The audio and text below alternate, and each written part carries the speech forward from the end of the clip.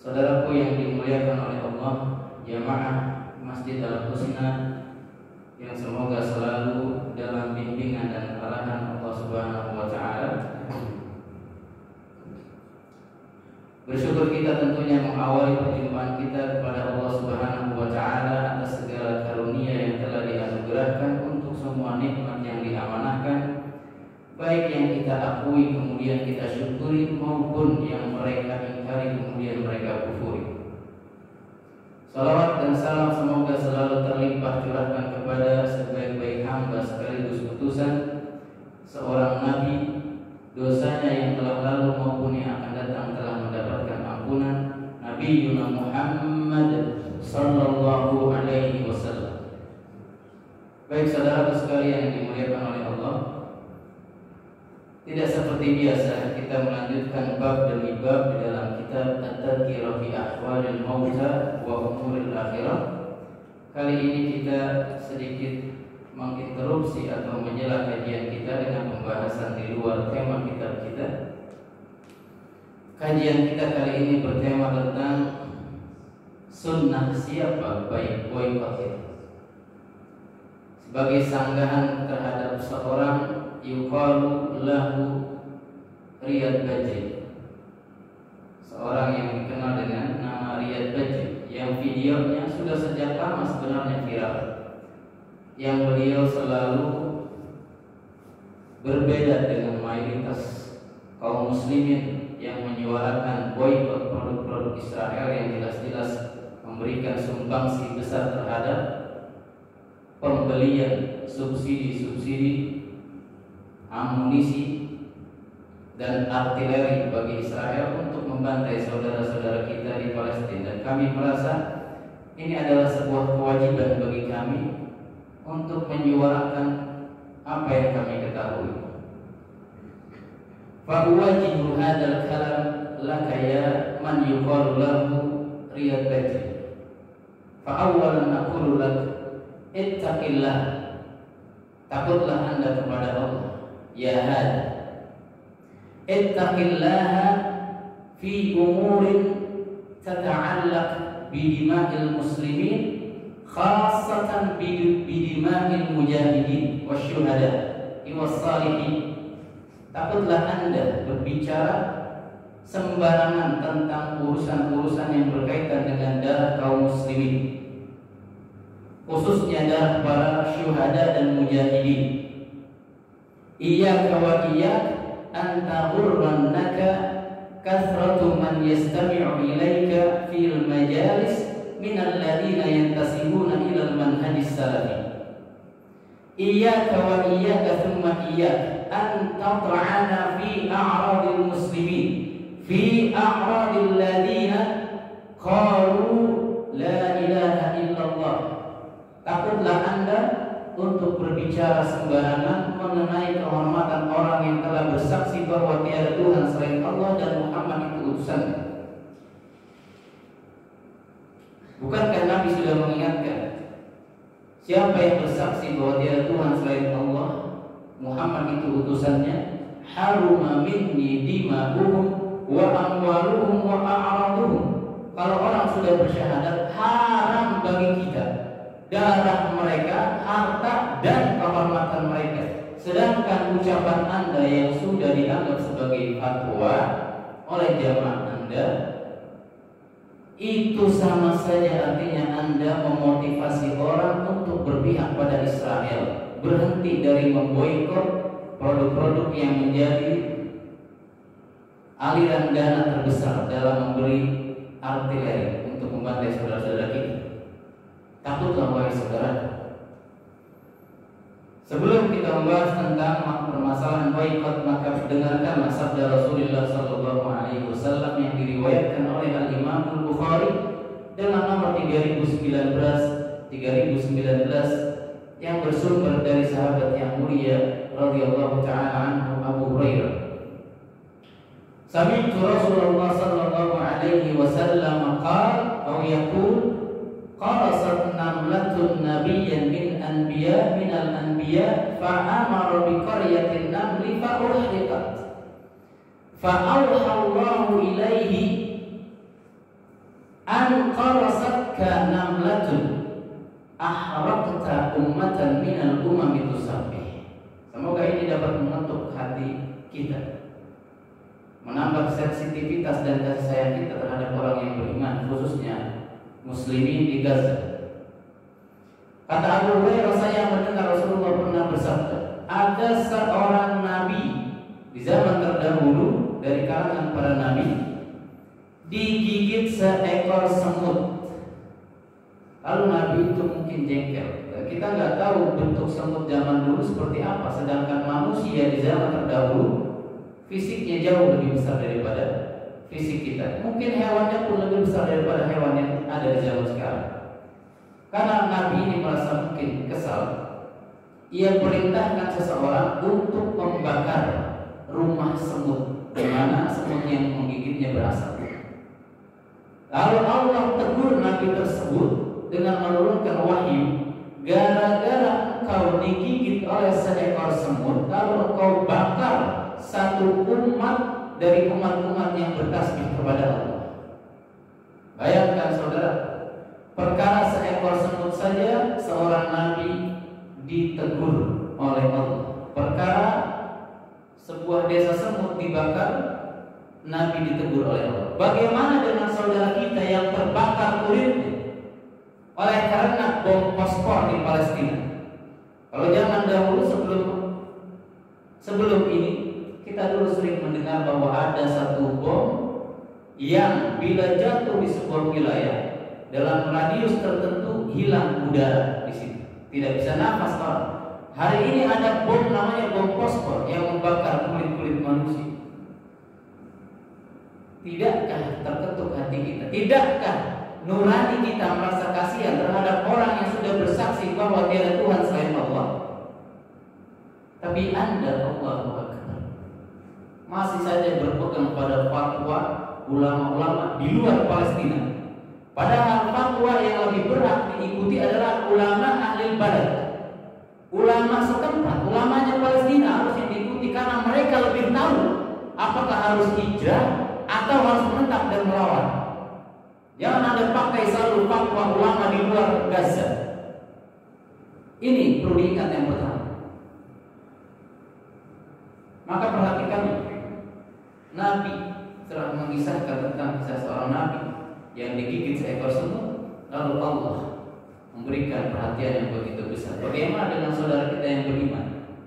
Semut dikatakan adalah umat yang bertasbih. Saudara kita bukan hanya bertasbih, bertahmid, bertakbir, mereka mengorbankan harta nyawa untuk menjaga masjid di Palestina, Masjidil Aqsa yang menjadi kebanggaan kita bersama.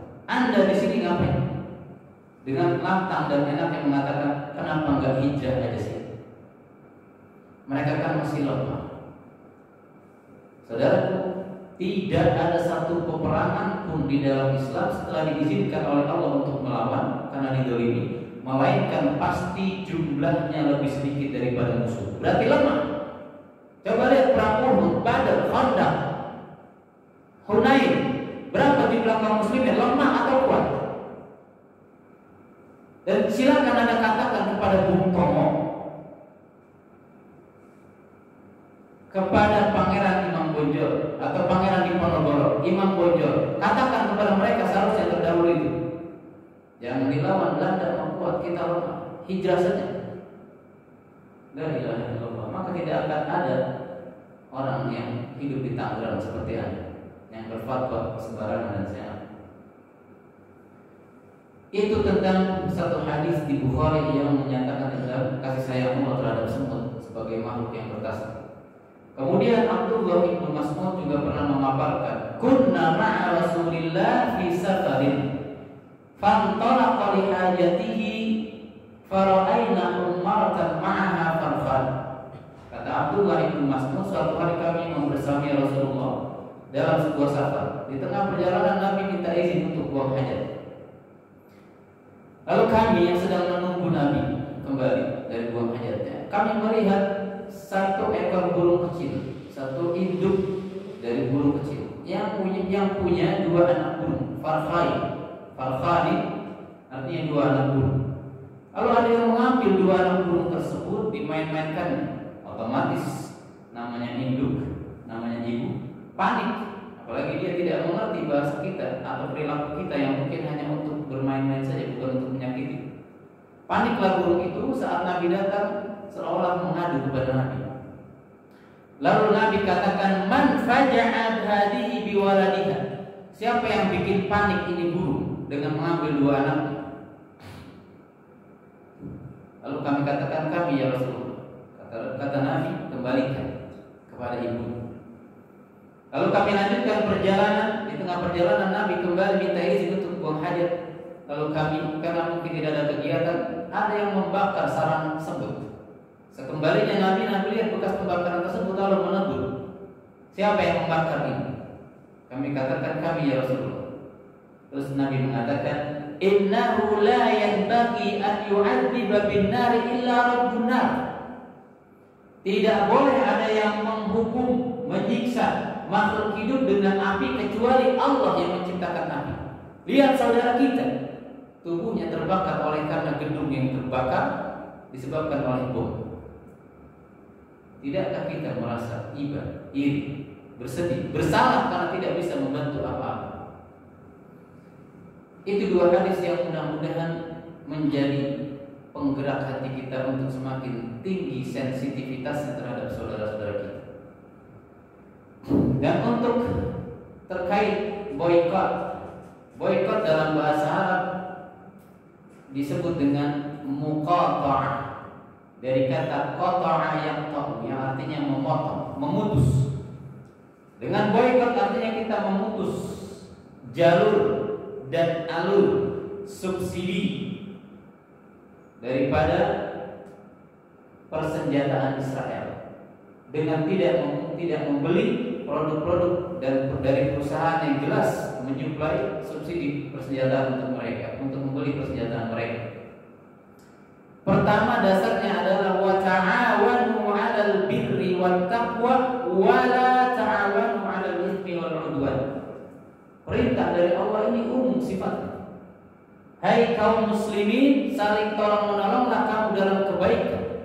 Ketika kita menghentikan pembunuhan di atas muka bumi dengan menghentikan pembelian produk yang menyokong genosida dan ethnic cleansing ini, bukankah itu ta'awanu 'alal birri wat taqwa? Dan jangan kalian saling tolong-menolong dalam keburukan dan dosa. Fatwa Anda, wahai Bajri, menjadi bagian dari tolong-menolong. Anda berdiri di samping Israel. Kalau tidak segera Anda cabut fatwa Anda yang sangat berbahaya ini. Al-Imam Ibnu Battal mengatakan, muamalatul kuffari jaizah. Bertransaksi jual beli muamalah dalam kehidupan sehari-hari dengan orang kafir itu memang boleh. Illa bai'a ma yasta'inu bihi ahlul harbi 'alal muslimin.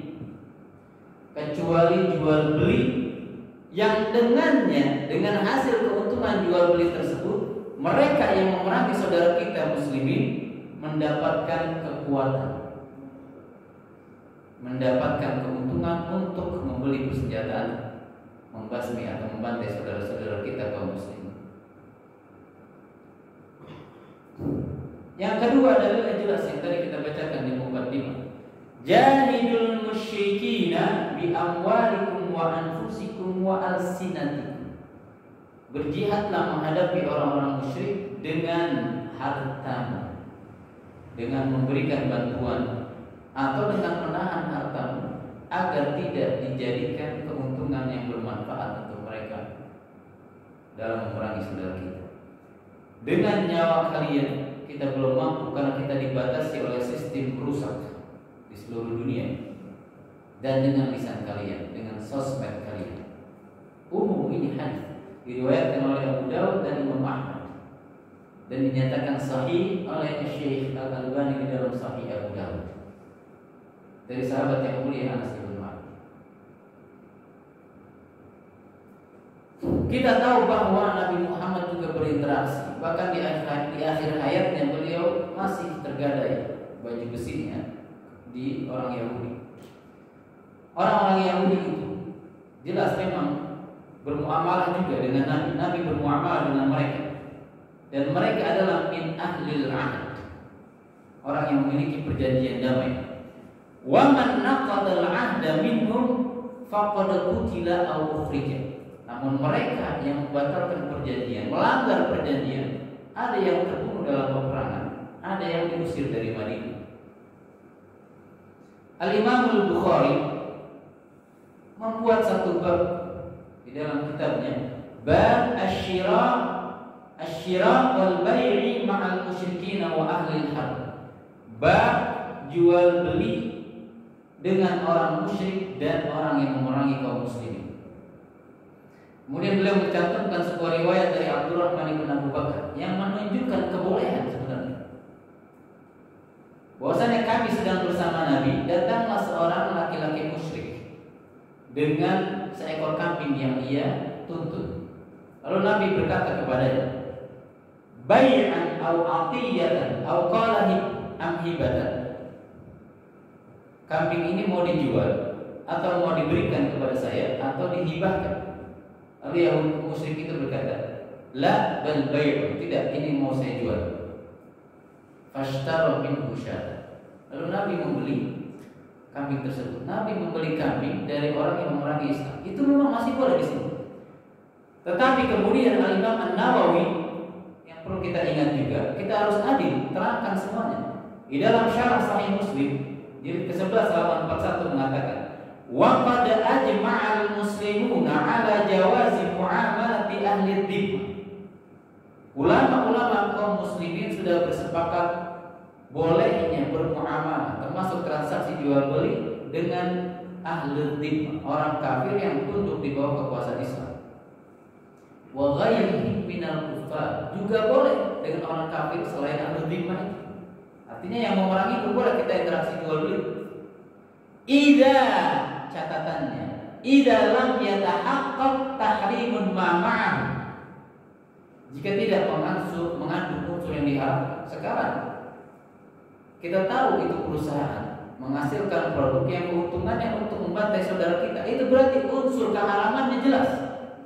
Lakin la yajuzu lil muslim an yabi'a ahlal harbi silahan wa alati harbin. Ini lebih detail lagi. Tetapi tidak boleh seorang muslim menjual senjata atau bahan-bahan yang dijadikan untuk membuat persenjataan bagi orang yang memerangi kaum muslimin. Catat, wahai saudara.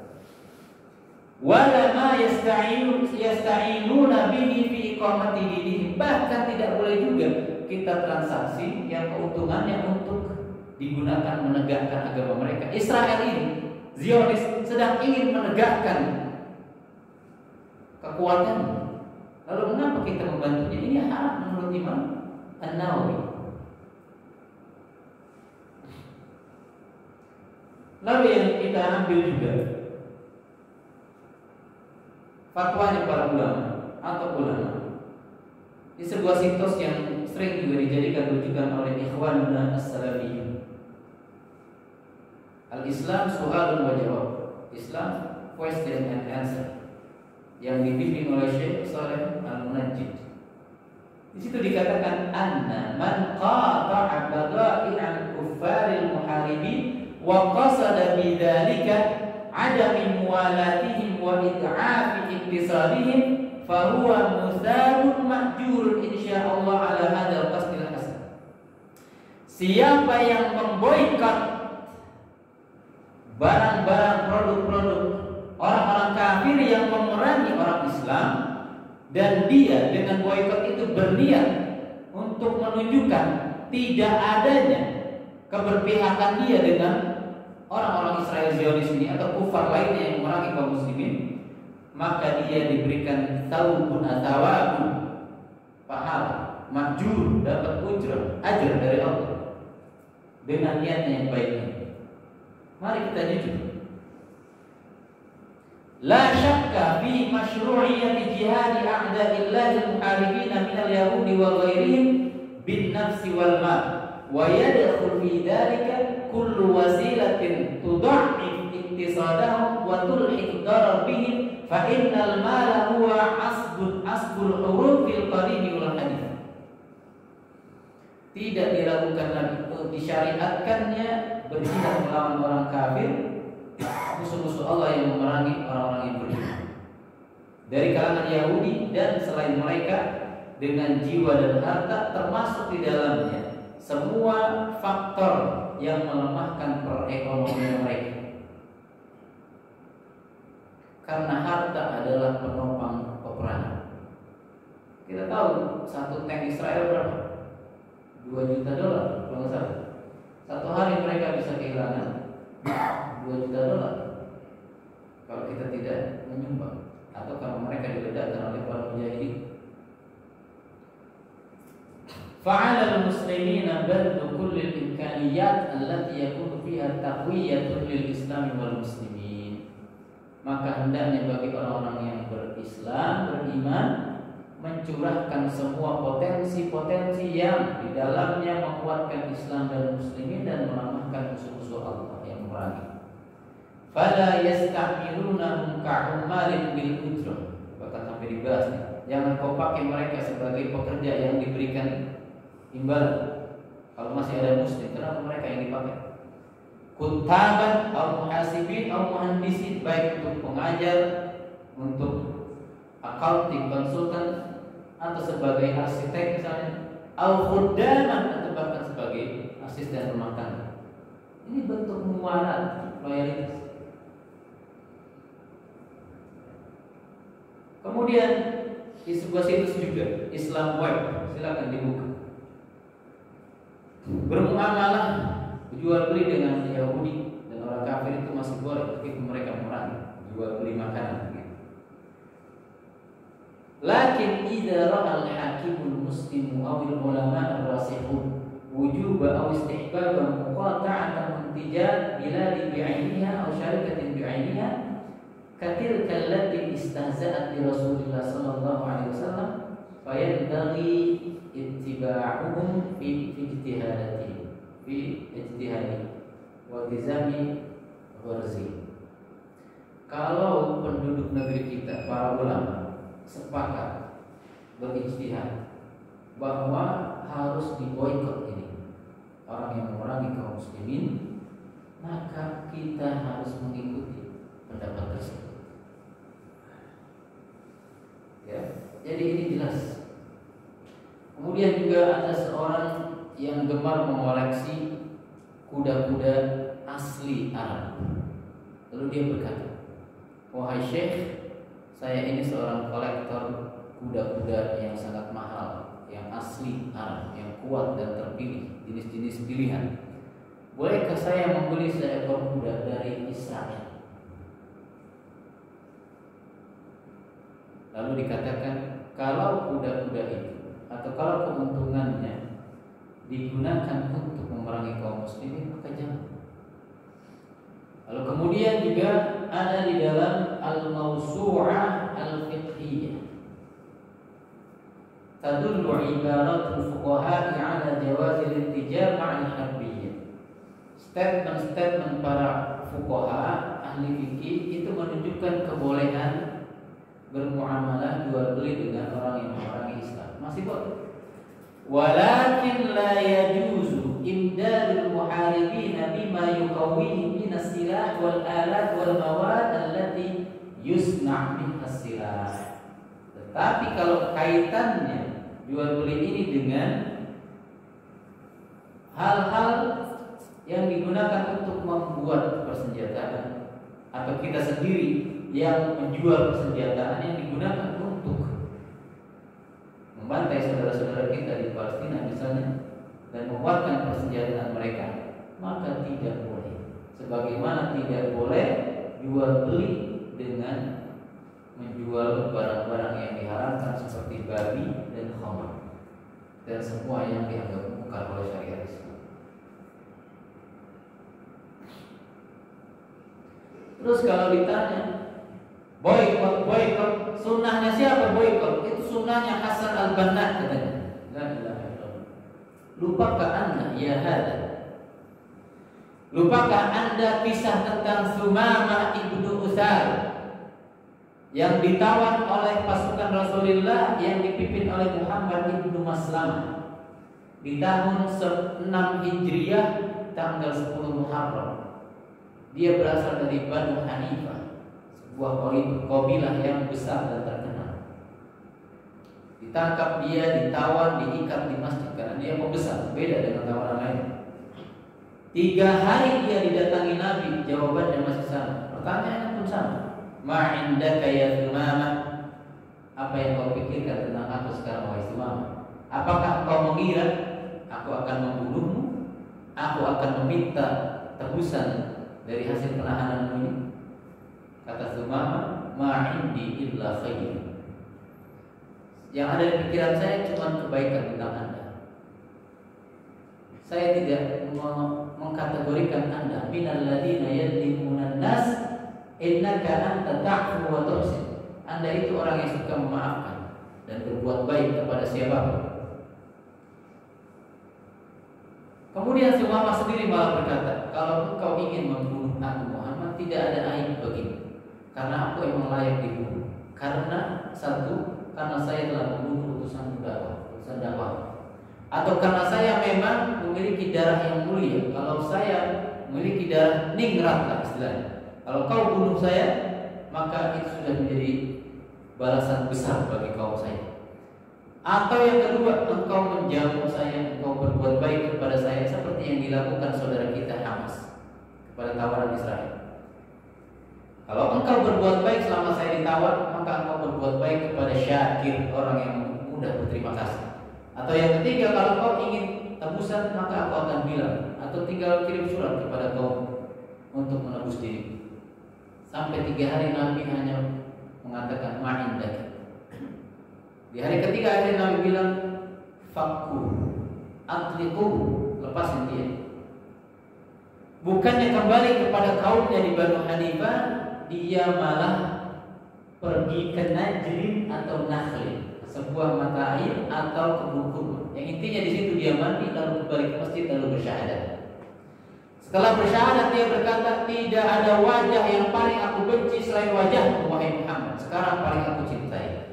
Tidak ada ajaran yang paling aku benci selain ajaran Islam. Sekarang paling aku cintai. Tidak ada negeri bahkan di mana manusia tinggal kecuali negeri di mana kau tinggal, itu Makkah. Sekarang paling aku cintai. Singkat cerita, dia berangkat ke Makkah. Karena memang sebelumnya dia hendak berumrah seperti umrah di jahiliyah. Lalu Nabi perintahkan berumrahlah dengan umrah Islami. Tidak sampai di Makkah ditanya oleh orang musyrik, "Sabaruka? Kamu murtad dari agama nenek moyang?" Tidak. Aku hanya membenarkan Muhammad dan aku berteman serta mengikuti beliau. Kemudian beliau bersumpah, ini yang menjadi poin kita tentang boikot. Walladzi nafsu Sumamah biyadihi la ta'tikum hintatu yamamatin hatta ya'dana fiha Rasulullah. Tidak akan sampai kepada kalian satu butir pun gandum dari Yamamah kecuali kalau Rasulullah izinkan. Orang kafir kalang kabut. Sampai apa? Hatta jahadat Quraisy fakatabu ila Rasulillah yas'alunahu bi arhamihim an yaktuba ila Sumamah yahmil ilaihi mut'am. Orang kafir Quraisy tulis surat kepada Nabi. Di situ ditulis, wahai Muhammad, kau kan masih kerabat kami. Bujuk dia. Ingat dong, kau masih kerabat kami. Udah, bilangin sama Sumamah agar dia mengirim gandum agar kami bisa makan. Ini boikot saudaraku. Seandainya yang dilakukan Sumamah itu batil, menyelisihi dasar-dasar kebolehan muamalah, pasti Nabi tegur. Bahkan Nabi bilang, gugurkan sumpah, sudah kirim saja itu gandum. Tapi tidak. Setelah mereka minta baru. Nah ini sunnahnya. Ikrar, takriri. Jadi jangan sembarangan karena Anda merasa paling nyunnah, Anda tahu sudah banyak membaca kitab, Anda berfatwa sembarangan. Omongan Anda ini dianggap fatwa, meskipun Anda belum tentu layak berfatwa. Kemudian saya bacakan lagi fatwa Al-Lajnah Daimah. Fatwanya MUI Arab Saudi, ya. Ketika ada yang bertanya, wahai para masyarakat bisnisnya jual beli alat-alat kesehatan. Kuntu bisyira mu'iddat tibbiyah min syarikatin Almaniyah. Saya biasa membeli alat-alat kesehatan dari sebuah PT di Jerman. Setelah transaksi uang saya transfer, ternyata saya baru tahu qadarullah. Ternyata perusahaan ini milik Yahudi dan tercatat musajjarah fi Israel, tercatat resmi di Israel. Bagaimana ini? Nasib saya di akhirat maksudnya jual beli sama Israel. Lalu dikatakan mujarrad mu'akalatil kafir wa mujalasatihi wa muamalatihi bai'an alaihi aw shira'an minhu, itu boleh. Kalau cuma jual beli makan minum bersama mereka itu boleh. Bertukar manfaat dunia boleh. Allati, ingat ini poinnya, la ta'udu 'ala al-muslimina bimadarratin fi dinihim aw dunyahum, selama transaksi itu keuntungannya tidak membawa balik kemudaratan kepada kaum muslimin. Sekarang saya tanya, produk-produk sekarang yang jelas milik perusahaan Israel, keuntungannya untuk membeli senjata bagi Israel itu adalah mudarat atau tidak kembali kepada kaum muslim? Memang fatwa ini sifatnya umum, bukan khusus kasus Gaza, bukan. Saya katakan dengan jujur, ya, ini bukan khusus tentang Palestina, tapi secara umum begini bunyinya, ya. Jadi kalau ada mudarat yang kembali tidak boleh, ya.